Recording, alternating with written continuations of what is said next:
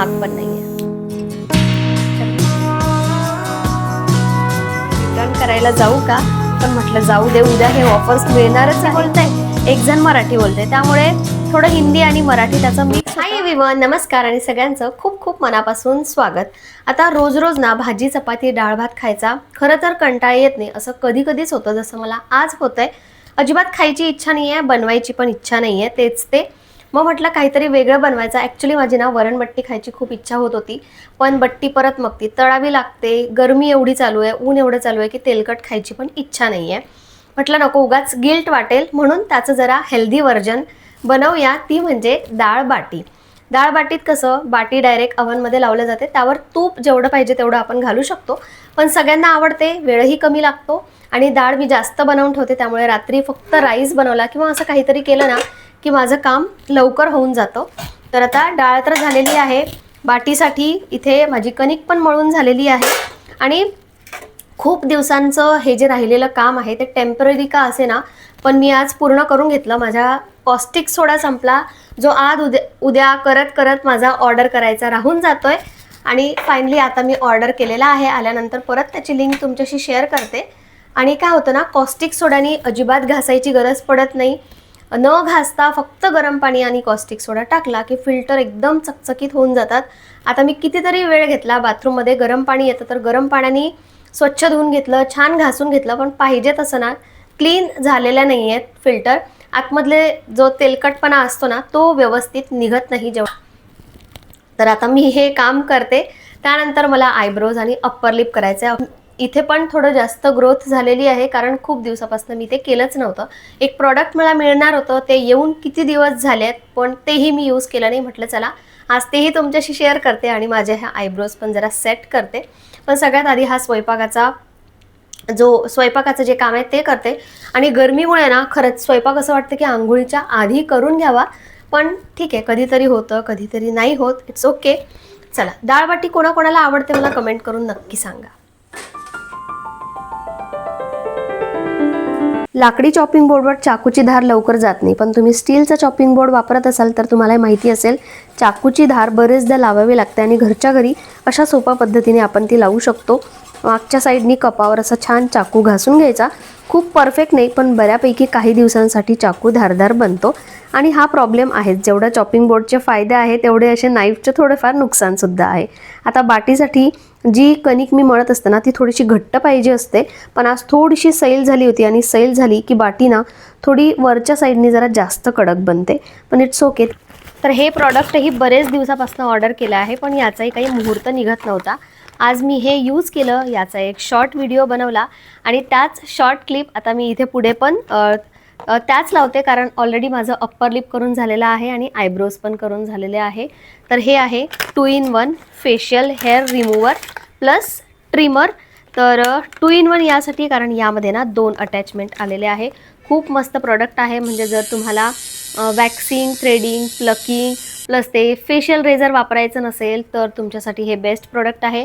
सगळ्यात आधी तर कॉम्पॅक्ट आहे, कुठेही घेऊन जायचं असेल तर आपण हे घेऊन जाऊ शकतो, कारण थ्रेडिंग अप्पर लिप ना आपल्याला असं असतं की एकदम अर्जंट करायचं असतं आणि मग सॅलॉनमध्ये किंवा मग ते वॅक्सिंग रेझर यूज करणं हे सगळं होत नाही. सो तर त्यासाठी मला हे बेस्ट प्रोडक्ट वाटलं.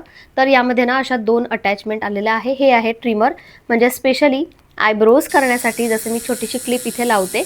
आणि हे आहे फेशियल हेअर रिमूव्ह करण्यासाठी दुसरं अटॅचमेंट. तर यामध्ये असे 2 अटॅचमेंट आलेले आहे. मस्त प्रोडक्ट आहे, खूप महाग पण नाही आहे आणि विदाऊट पेन अगदी कमी वेळात आपण मस्तपैकी हेअर रिमूव्ह करू शकतो. यामध्ये इथे असं छोटंसं बटन दिलेलं आहे, चेहऱ्यावरचे केस काढत नाही, पण म्हटलं चला एक साईड आपण हे ट्राय करू शकतो. तर अशा पद्धतीने तुम्ही हे वापरू शकता. अजिबात पेन होत नाही आणि चार्जेबल आहे. हे बघा, चार्जिंग पिन यामध्ये दिलेली आहे, मस्त आहे, मला खूप आवडलं. हँडी आहे, पेनलेस आणि सगळंच काही चांगलं आहे, खूप महाग पण नाही आहे. तर मी हे टॅग करते, तुम्हाला जर पाहिजे असेल स्पेशली म्हणजे इमर्जन्सीच्या वेळेस किंवा मग एखाद्या वेळी वापरायचं असेल तर आपण अशा टाईपचे प्रोडक्ट वापरू शकतो. येस, खूप जास्त नाही, पण मला तसेही या साईडनं खूप असे फेशियल हेअर नाही आहे, पण ठीक आहे, म्हणजे मला तरी आवडलं हे प्रोडक्ट. सुट्ट्या लागल्यात तेव्हापासनं घरात कमी आणि बाहेर जास्त असं रियांशचं चालू आहे. आता जसं हे आता कागदांचा पसाराच म्हणते मी, ॲक्च्युली ते आर्ट अँड क्राफ्ट आहे, पण एवढं असं ना कचरा निघतो त्याच्यामध्ये रोजच्या रोज. जे तिथे मी एक्स्ट्राचे बुक ठेवले आहेत ना, ती ॲक्च्युली रद्दी होती, पण ती अशीच हवेत उडत चालली आहे. काही ना काही चालू, हसतो पण आहे अजून. तर आर्ट अँड क्राफ्ट करतो, कधी कधी खूप क्रिएटिव्ह वर्क करतो, कधी कधी आपले प्लेन बनवूनच उडवतो, पण काही ना काही चालू असतं. हे बघ एक बॅट बघ.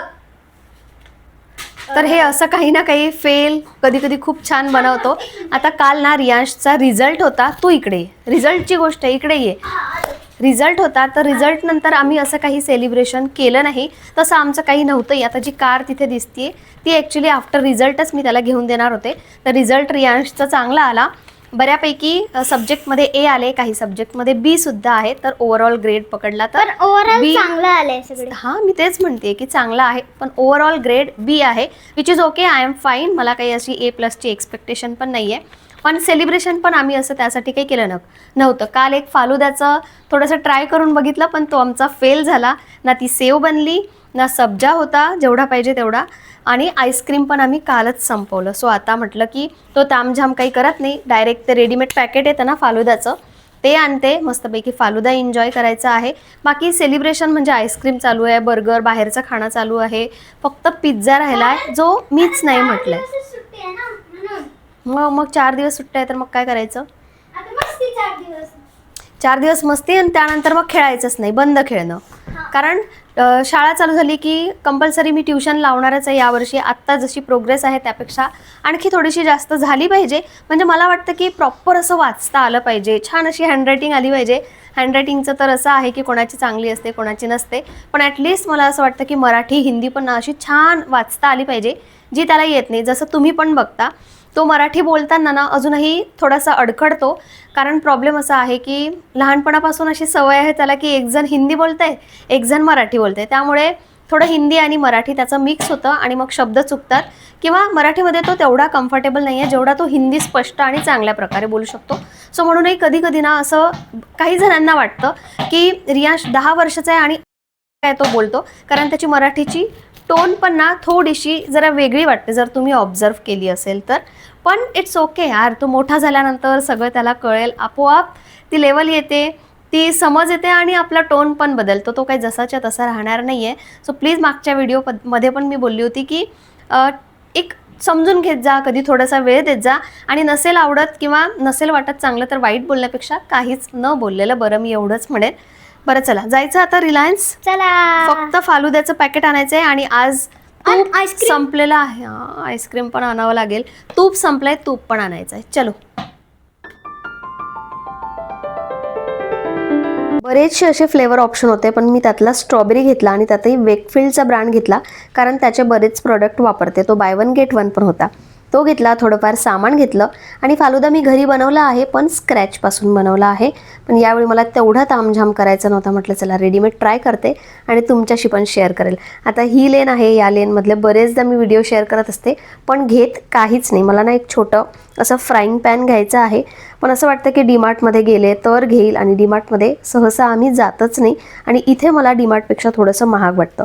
पण असो, आपल्या बायकांचं तसंही घ्यायचं असेल तरी आपण 10 वेळा बघतो, आणि घ्यायचं नसेल तरीही 5-6 वेळा तरी बघतो, कारण आपल्या मनाची शांतता म्हणून, बरोबर ना. चहासाठी उशीर झाला नेहमीपेक्षा, आणि तसंही कपड्यांचं सेक्शनमध्ये गेलं की उशीरच होतो. रियांशसाठी मी काही टी-शर्ट आणले, माझ्याहीसाठी आणायचे आहेत. माझा विचार आहे की सगळं झालं ना तर मी झुडिओमध्ये एक चक्कर मारेल, एकटीच जाऊन येईल. काय होतं, डिपेंडन्सी असली की मग राहून जातं. तर गेले होते मी स्पेशली फालुदा आणण्यासाठी, आणि आत्ता रियांशचं म्हणणं आहे की आत्ता मला फालुदा नाही खायचा आहे. आल्यानंतर त्यांनी 2 पॅकेट चोकोसचे खाल्ले दुधामध्ये, आणि म्हणतोय की पोट भरलंय, हे आपण उद्या खायचं आहे. फक्त आईस्क्रीम आणायची बाकी आहे. दूध पण मी आणलं, जे मी आणत नसते. आत्ताही बघा, चहा बनवला तर मी पावडर यूज केलेला आहे, कारण मला ना अशा दुधाचा स्मेल येतो, त्यामुळे आम्ही प्रिफर करतो की पावडरवालं दूध वापरायचं. आता याची काय कॉमेडी झाली सांगते. हा जो वेकफिल्डचा फालुदा मिक्स आहे, तो बाय 1 गेट 1 होता, पण जेव्हा बिलिंगमध्ये बाहेर पडल्यानंतर मी बघितलं तर मला एकच मिळाला. ॲज इट इज जी प्राईज होती त्याची 90 रुपीजमध्ये. मग मी परत आतमध्ये गेले, रियांशला मी ही बॅग घेऊन बाहेरच ठेवलं होतं, तर तिथे मी विचारलं की इथे बाय वन गेट वन लिहिलेलं आहे, पण मला या बिलमध्ये एकच ॲज इट इज प्राईजला मिळाला. तर त्यांनी तो हा एक स्ट्रॉबेरीचा मिक्स फालुदा उचलला, माझं बिल घेतलं, ते परत बिलिंग काउंटरला गेले आणि तिथे कळलं की आजपासून या ऑफर्स बदलल्या आहे, मे बी उद्यापासून आपल्याला सेम ऑफर मिळू शकतात. मग माझं होतं असं झालं की ठीक आहे, जाऊ दे, ऑफर नाही आहे तर नाही आहे, उद्या मिळाल्यापेक्षा आज मला तो खायचा आहे म्हणून मी ते घेऊन आली. आता तिने मला ते माझं बिल आणि हा फालुदा मिक्स माझ्या हाती दिला. मी बाहेर आली, बॅगमध्ये फालुदा मिक्स आणि ते ठेवलं आणि घरी आल्यानंतर जेव्हा चेक केलं तेव्हा असे 2 पॅकेट आहे, हे एक आणि 2 पॅकेट, म्हणजे नकळत मी दुसरं पॅकेट पण तसंच्या तसंच घेऊन आली. म्हणजे ऑफर मला आजच मिळाली ॲक्च्युली. म्हणजे मला असं वाटलं की रिटर्न करायला जाऊ का, पण म्हटलं जाऊ दे, उद्या हे ऑफर्स मिळणारच आहे बाय वन गेट वन. तर चुकीने का होईना माझ्याकडून एक ते जास्त आणलं गेलं. आता मी रिटर्न करायला तर काही जाणार नाही आहे आणि बनवलं तर बनवू पण शकते, फक्त आईस्क्रीम आणायची बाकी आहे. असो, आता पटकन चहा घेते आणि मग झालंच तर झुडिओमध्ये जाईल. नवीन काही मला शेअर करता आलं नाही, जे रोजचं असतं तेच. नवीन आपल्या आयुष्यात असं काही व्हिडिओसाठी मी स्पेशली करत नाही की मी इकडे गेली आहे, तिकडे गेली आहे, किंवा मी हे केलं आहे, ते केलं आहे. माझं जे रुटीन आहे ते सगळं मी तुमच्याशी शेअर करत असते. मे बी खूप काही वेगळं जर तुमची अपेक्षा असेल तर आय डोंट नो मी त्या अपेक्षेवर खरी उतरणार की नाही उतरणार. कारण प्रत्येक वेळी ना असं काहीतरी फक्त व्हिडिओपुरती करणं माझ्यासाठी तरी ते पॉसिबल नाही आहे. पण ठीक आहे, आपलं डेली आयुष्य असंच असतं, आपली डेली लाईफ अशीच नॉर्मल असते जी मी तुमच्याशी शेअर करत असते. आता झुडिओमध्ये गेली, काही शॉपिंग केली तर तेवढं फक्त तुमच्याशी शेअर करेल. बाकी रात्रीचं आपलं स्वयंपाक अँड ऑल सगळं तेच असतं. सो चला आता चहा घेते आणि नंतर अश्विनचं कामही झालं होतं आणि त्यानंतर आमच्या थोड्या वेळ गप्पा गोष्टी झाल्या. झुडिओमध्ये जायचा प्लॅन आज परत कॅन्सल झाला. म्हटलं चला फालुदा रियांशनी नाही तर म्हटलं आहे, पण वेळेवर त्यांनी हो म्हटलं तर मग वेळेवर कसा बनवायचा म्हणून मी तो फालुदा त्या पॅकेटवर सगळं लिहिलेलं असतं तशाच प्रकारे मी बनवला. हे एक ड्रायफ्रूट कटर आहे, त्यांनी छान ड्रायफ्रूट पण कट करून घेतले आणि थोडी भूक लागल्यासारखी वाटत होती. म्हटलं चला वॉटरमेलन खाऊया. गप्पा गोष्टी करत करत आम्ही वॉटरमेलन पण खाल्लं. वेळ कसा जातो ना खरंच कधी कधी माहीत पडत नाही. एवढा मोठा दिवस वाटतो उन्हाळ्याचा, पण सकाळची वेळ ती जातेच आणि संध्याकाळ झाल्यानंतर आपल्याला वाटतं की आपण दिवसभरात असं काही प्रोडक्टिव्ह केलंच नाही, किंवा जे आपल्याला करायचं होतं त्या गोष्टी राहूनच गेल्या. माझ्यासोबत तरी असं बरेचदा होतं. तुमच्यासोबत होतं का असं? आता जसं मी सकाळी बोलले होते की डाळ जरा जास्त केली आहे, डाळीला मस्तपैकी परत एकदा तडका दिला, थोडी तिखट बनवली आणि दुसऱ्या साईडला फक्त राईस लावलेला आहे. That's it. बाकी जेवणानंतर फालुदा असणारच आहे. आता आईस्क्रीम नाही आणायची हा अश्विनचा डिसिजन होता. म्हटलं ठीक आहे, तसाही फालुदा चांगला लागतोच.